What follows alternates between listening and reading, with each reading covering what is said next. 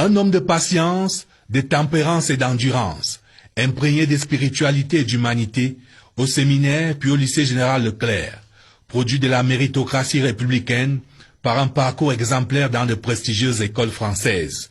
En cette orée des indépendances, des têtes pleines et bien faites comme celle de Paul Biya se comptent sur les doigts d'une main. Après un séjour studieux et fructueux en France, il rentre au pays natal bardé des diplômes. Une licence en droit public, un diplôme de l'IEP de Paris, un parchemin de l'Institut des hautes études d'outre-mer et un diplôme d'études supérieures en droit public. Pointilleux et méticuleux, à l'ombre du président Amadou Ahidjo, il va gravir une par une les marches du pouvoir. Chargé des missions à la présidence, secrétaire général du ministère de l'Éducation nationale, directeur du cabinet civil du président de la République, directeur du cabinet civil, cumulativement avec ses fonctions de secrétaire général de la présidence, ministre secrétaire général de la présidence, ministre d'État, secrétaire général de la présidence, premier ministre, jusqu'au sommet de la pyramide, président de la République. Une longue marche de 20 ans.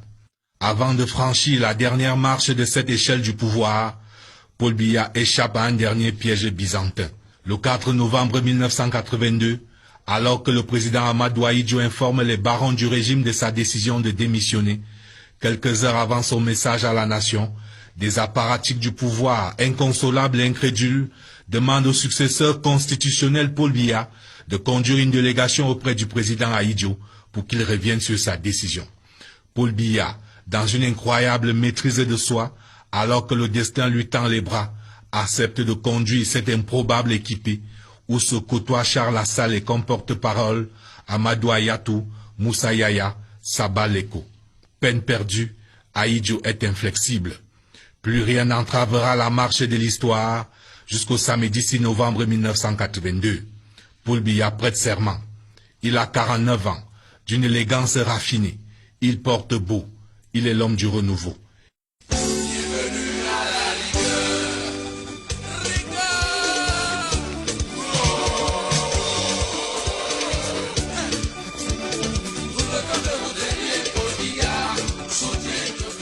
C'est le temps des jours heureux. Hausse des salaires, recrutement des 1500, prémisse de la démocratie, mais l'avenir et le passé s'entrechoquent. L'état de grâce se tasse. C'est la montée des périls, jusqu'à l'irréparable. La tentative de coup d'État dans la nuit du vendredi 6 avril 1984. L'aventure tourne court, les loyalistes prennent le dessus. Mais la trajectoire du renouveau en prend un sérieux coup. Le Cameroun pense ses plaies. On se prend à rêver des lendemains qui chantent. Mais une crise économique impitoyable s'installe et contrarie les bons plans du président. Le pays n'a pas d'autre choix que de se livrer au remède de cheval du FMI, le programme d'ajustement structurel, et son lot de déflatés, de désargentés et de conjoncturés. D'autres nuages s'amoncellent avec les vents d'Est qui soufflent sur les années de braise. L'opposition rêve de changement, s'empare de la rue, sort de véritables armes de destruction massive, avec le cocktail explosif de villes mortes, de désobéissance civile, de cartons rouges, de casse, le Cameroun danse sur un volcan. Le régime étouffe, mais Yaoundé respire, le Cameroun vit et le renouveau survit, à un chassement avant l'heure. Même les chasseurs de lions finissent par être domptés. Paul Biya, après avoir répondu que la conférence nationale souveraine est sans objet, il a su imposer la tripartite. Ce n'était pas une chose simple, mais il a pu rassembler énormément de groupes et de gens qui comptent pour les convaincre que la tripartite est la solution. L'opposition était fortement opposée à la tripartite sous la forme présentée. Et Paul Biya a été suffisamment habile pour fracturer cette opposition. Paul Biya, réélu le 11 octobre 1992 au terme de l'élection présidentielle la plus disputée de l'histoire politique du Cameroun, s'engage donc à réenchanter les Camerounais. Mais l'histoire balbutie. Comme dans un mauvais rêve, le conflit de Bakassi éclate. Des conseillers de l'ombre se pressent. Paul Biya éconduit les va-t-en-guerre qui veulent une confrontation et ignore les caméléons qui lui proposent une négociation en tête-à-tête avec le Nigeria. Paul Biya préfère la force du droit au droit de la force, en portant l'affaire devant la Cour internationale de justice le 19 mars 1994. Paul Biya Héros de la résolution pacifique du conflit de Bakassia, le triomphe modeste, d'autres se chargent de lui rendre hommage. Cet événement, de par sa nature, de par le résultat que l'on obtient, mérite que l'ensemble de la communauté nationale le salue et que nous ne laissions pas aux autres exalter ce que nous-mêmes nous avons su produire grâce au chef de l'État, son Excellence Paul Biya, parce que je pense que j'ai eu une position privilégiée pour voir comment un homme d'État a su déployer sa sagesse, sa patience, sa ténacité et rester permanemment sur la brèche jusqu'à ce que le résultat escompté soit obtenu. Bakassi retrouvé, le président n'a pas de répit. Il doit livrer une autre bataille qui transforme les finances publiques en tonneau de Danaïde, la corruption. Paul Biya lui-même prêche pourtant par l'exemple. Il n'a rien oublié du commandement du séminaire. Garde la règle et la règle te gardera. De nombreux disciples ne suivent malheureusement pas le bon exemple du maître.